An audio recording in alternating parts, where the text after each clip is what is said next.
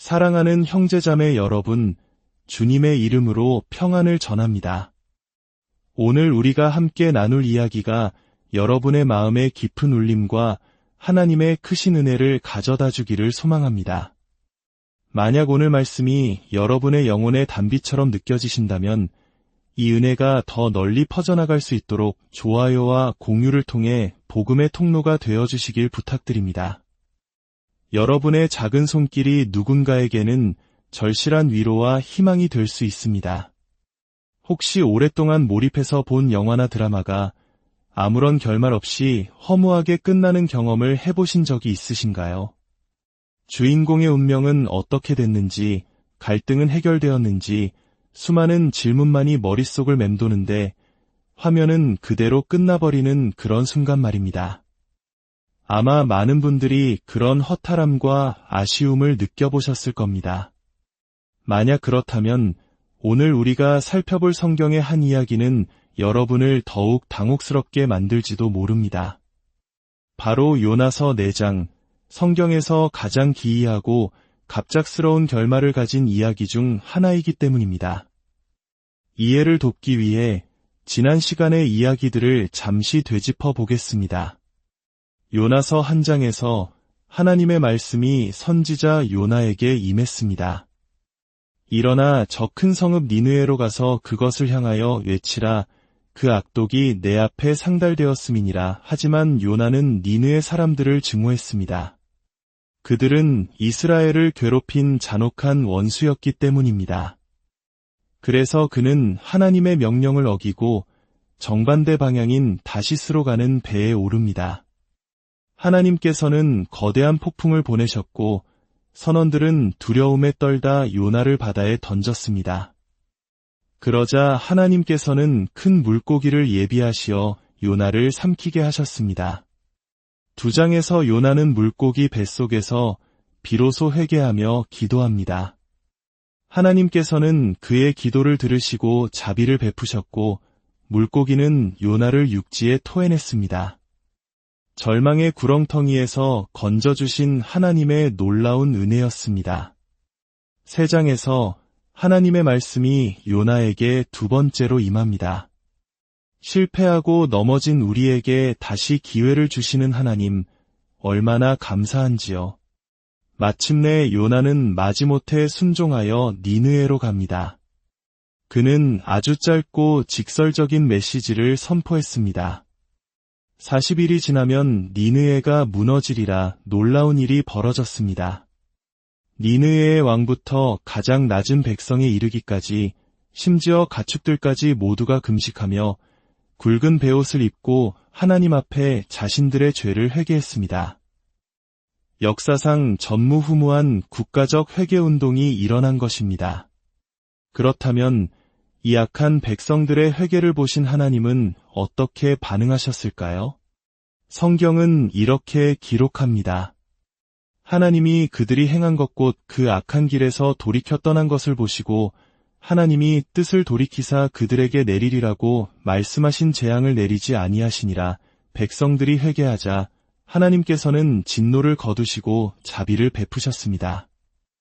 자격 없는 이들에게조차 긍휼을 베푸시는 하나님의 성품이 드러나는 감격적인 순간입니다. 자, 그렇다면 이 모든 것을 이끌어낸 선지자 요나는 어떤 반응을 보였을까요?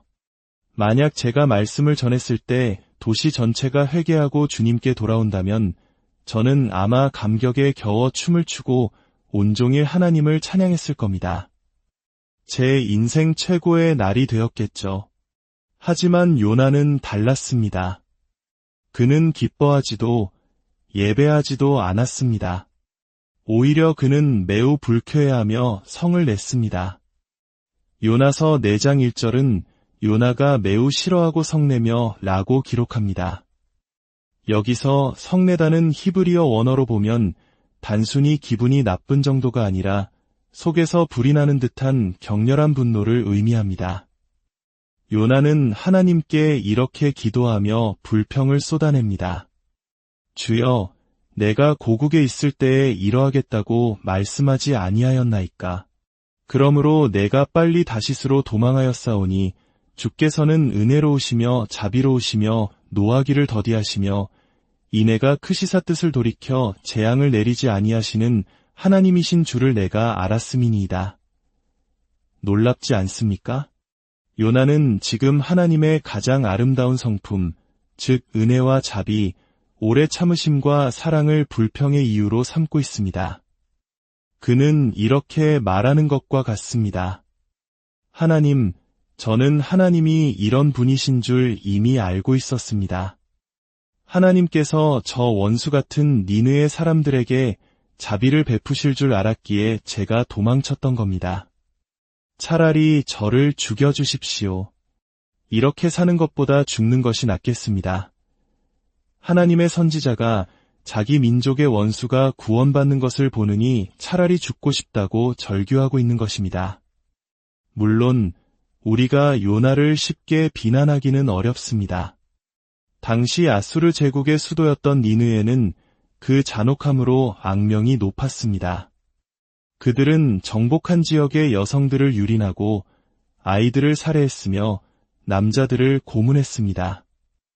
어쩌면 요나 자신의 가족이나 친척 중 누군가가 니느웨 사람들의 손에 끔찍하게 희생되었을지도 모릅니다. 우리 역사 속에서 씻을 수 없는 상처를 남긴 이들을 떠올려보면 요나의 분노가 조금은 이해될 수도 있을 겁니다. 하지만 여기서 우리는 중요한 영적 진리를 발견하게 됩니다. 요나는 결국 하나님의 뜻에 순종하여 말씀을 전했지만 그의 마음에는 하나님의 마음이 없었습니다. 그는 하나님의 뜻을 행하면서도 그분의 마음을 품지 못했던 것입니다. 이것은 오늘날 우리에게도 깊은 질문을 던집니다. 우리 역시 하나님의 뜻을 행한다고 하면서 하나님의 마음 없이 그 일을 할 때가 얼마나 많습니까? 마지못해 봉사활동에 참여하거나 의무감의 주일 예배에 참석하는 것처럼 말입니다. 하나님, 말씀하시니 용서하겠습니다. 하지만 결코 잊지는 않겠습니다. 와 같은 마음으로 말입니다. 하나님의 뜻을 행하는 것과 그분의 마음을 품는 것은 전혀 다른 차원의 이야기입니다. 이야기는 계속됩니다. 요나는 성읍에서 나가 동쪽의 자리를 잡고 앉았습니다. 그는 초막을 짓고 그 그늘 아래 앉아 혹시라도 하나님께서 마음을 바꿔 니느웨를 멸망시키지는 않을까 기대하며 지켜보고 있었습니다. 성경이 굳이 동쪽이라는 방향을 명시한 데에는 깊은 상징적 의미가 있습니다. 성경에서 동쪽으로 가는 것은 종종 하나님으로부터 멀어지거나 하나님의 임재를 떠나 유배와 속박의 길로 향하는 것을 나타냅니다. 아담이 죄를 짓고 에덴 동산의 동쪽으로 쫓겨났고 가인이 주님 앞을 떠나 에덴 동쪽 너땅에 거했으며 롯이 아브라함을 떠나 동쪽으로 옮겨가 죄악의 도시 소돔에 이르렀습니다. 요나 역시 하나님의 자비로운 마음을 등지고 자신의 편협한 생각 속에 갇혀 동쪽으로 향한 것입니다. 이는 우리에게 또 다른 경고를 줍니다. 입술로는 주님을 시인하면서도 삶으로는 주님께 등을 돌리고 살아갈 수 있다는 사실입니다. 예수님을 구원자로는 인정하지만 삶의 주인으로는 모시지 않는 것입니다. 하나님의 구원은 원하지만 그분의 뜻에 순종하는 삶은 부담스러워하는 모습입니다. 혹시 우리의 모습 속에 이런 요나의 그림자가 있지는 않습니까? 입술로는 하나님을 사랑한다 고백하지만 삶의 방향은 여전히 세상을 향해 동쪽으로 나아가고 있지는 않습니까? 다행인 것은 우리가 돌이키기만 하면 우리 하나님은 언제나 그 자리에서 우리를 기다리신다는 사실입니다. 그분은 은혜롭고 자비로운 하나님이시기 때문입니다. 이제 하나님께서는 삐뚤어진 선지자 요나에게 실물 교육을 시작하십니다. 하나님은 박넝쿨 하나를 예비하사 요나의 머리 위를 가리게 하셨습니다. 뜨거운 햇볕을 가려주는 시원한 그늘이 생기자 요나는 어떻게 반응했을까요? 성경은 요나가 박넝쿨로 말미암아 크게 기뻐하였더니 라고 말합니다. 여기서 크게 기뻐하다는 언어로 보면 복권에 당첨된 사람처럼 극도로 환희에 찬 상태를 의미합니다. 참으로 아이러니합니다. 10만 명이 넘는 영혼이 구원받았을 때는 불같이 화를 내던 그가 자신을 편안하게 해주는 작은 박넝쿨 하나 때문에 세상을 다 얻은 듯 기뻐하고 있습니다. 그의 관심은 여전히 구원받은 영혼이 아니라 자기 자신의 안위와 편안함에 머물러 있었던 것입니다. 하지만 우리가 편안함에 안주하기 시작할 때 하나님께서는 종종 우리의 믿음을 성장시키기 위해 새로운 시험을 허락하십니다. 다음날 새벽, 하나님께서는 벌레 한 마리를 예비하사 박넝쿨을 갉아먹게 하셨고 박넝쿨은 곧 시들어 버렸습니다. 해가 뜰 때에는 뜨거운 동풍을 불게 하시고 햇볕은 요나의 머리 위로 내리쬐었습니다. 그늘을 잃어버린 요나는 혼미하여 다시 죽기를 구하며 외칩니다.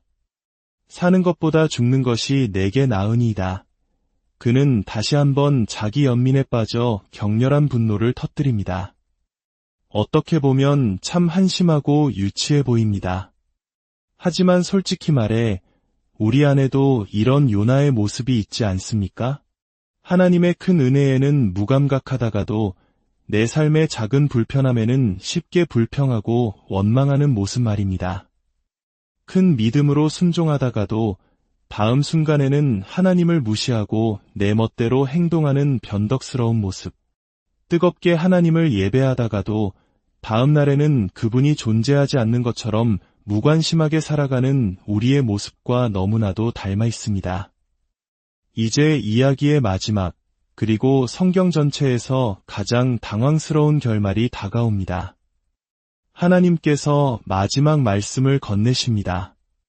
하나님이 요나에게 이르시되 내가 이 박넝쿨로 말미암아 성내는 것이 어찌 옳으냐 하시니 그가 대답하되 내가 성내어 죽기까지 할지라도 옳으니이다 하니라.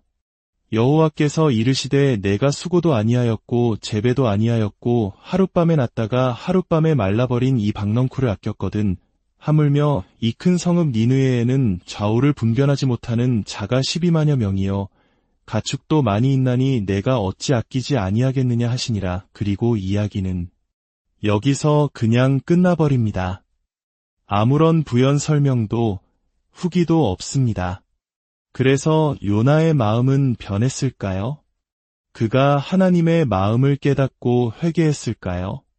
아니면 끝까지 자신의 고집을 꺾지 않았을까요? 우리는 알 수 없습니다. 성경은 침묵합니다. 하나님께서는 요나에게 이렇게 말씀하시는 것입니다.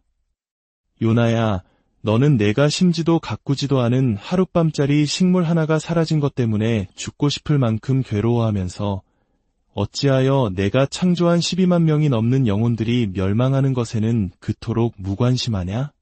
너의 관심은 고작 식물 한 포기인데 나의 관심은 온 세상이란다. 이 열린 결말은 사실 요나에게 던져진 질문이 아니라 오늘 이야기를 듣는 바로 우리에게 던져지는 질문입니다. 우리는 하나님의 자비는 기쁘게 받으면서도 그분의 사명은 거부하고 있지는 않습니까? 나 자신의 안위와 평안을 위해서는 눈물 흘리며 기도하지만 길 잃은 영혼들을 위해서는 얼마나 눈물 흘리고 있습니까? 이 혼란스러운 이야기 속에서 우리가 붙잡아야 할 단 한 가지 사실이 있습니다. 이야기의 진짜 주인공은 요나가 아니라는 것입니다. 요나서의 진짜 주인공은 바로 하나님, 우리 주님이십니다. 요나의 태도가 아무리 변덕스럽고 반항적이었어도 하나님의 성품은 단 한 번도 변하지 않았습니다. 요나가 불평하고 반역하고 분노할 때에도 하나님은 여전히 하나님이셨습니다. 왜냐하면 우리 하나님은 언제나 은혜로우시며 자비로우시며 노하기를 더디하시며 인애가 크신 분이시기 때문입니다. 사랑은 그분이 하시는 어떤 행동이 아니라 그분 자신, 그분의 본질입니다. 요나의 이야기는 결국 우리를 예수님께로 인도합니다. 예수님께서도 친히 말씀하셨습니다. 요나가 밤낮 사흘 동안 큰 물고기 뱃속에 있었던 것 같이 인자도 밤낮 사흘 동안 땅 속에 있으리라. 요나보다 더 큰 이가 여기 있느니라. 요나보다 더 크신 분, 바로 예수 그리스도이십니다.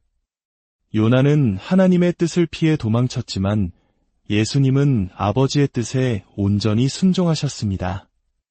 요나는 자신의 뜻을 위해 싸웠지만 예수님은 나의 원대로 마시옵고 아버지의 원대로 하옵소서 라고 기도하셨습니다. 요나는 죄인들을 보고 분노했지만 예수님은 죄인들을 위해 오셨고 그들과 함께 식사하시고 그들을 사랑하셨으며 마침내 그들을 위해 십자가에서 죽으셨습니다. 왜냐하면 예수님이야말로 하나님의 마음을 온전히 품으신 분이기 때문입니다. 자비롭고 은혜로우시며 노하기를 더디하시고 사랑이 넘치시는 하나님의 마음을 말입니다. 어쩌면 오늘 여러분 중 누군가는 요나처럼 깊은 혼란과 낙심 가운데 있을지 모릅니다. 두려움과 불안, 외로움에 지쳐 있을 수도 있습니다. 삶을 살아갈 희망조차 잃어버렸다고 느끼는 분도 계실지 모릅니다. 그러나 하늘로부터 들려오는 음성을 들으십시오. 여러분은 결코 혼자가 아닙니다. 우리 하나님은 결코 여러분을 떠나거나 버리지 않으십니다. 아무리 절망적인 상황 속에서도 하나님과 함께라면 결코 희망이 없는 것은 아닙니다. 하나님께서는 실패한 요나에게 두 번째 기회를 주셨습니다. 우리 하나님은 두 번째 기회의 하나님이십니다. 오늘 하나님께서는 당신에게도 새로운 기회를 주고 계십니다. 순종할 또 한 번의 기회, 그분을 부를 기회, 회개할 기회, 하나님, 당신이 필요합니다. 라고 고백할 기회를 말입니다. 하나님의 모든 기회는 우리의 선택을 요구합니다. 당신은 이 은혜롭고 자비로우신 하나님 앞에서 어떤 선택을 하시겠습니까?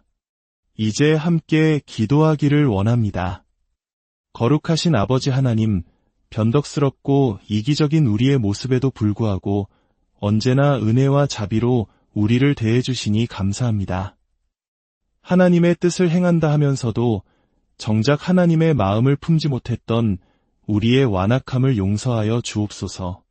우리의 관심이 나의 안위와 평안을 넘어 잃어버린 영혼들을 향한 아버지의 마음과 같아지게 하여 주옵소서. 요나보다 더 크신 예수 그리스도의 이름으로 우리를 다시 한번 빚어주시고 주님의 뜻을 이루는 거룩한 도구로 사용하여 주옵소서. 주님의 평안이 이 말씀을 듣는 모든 분들과 함께 하시기를 간절히 기도합니다.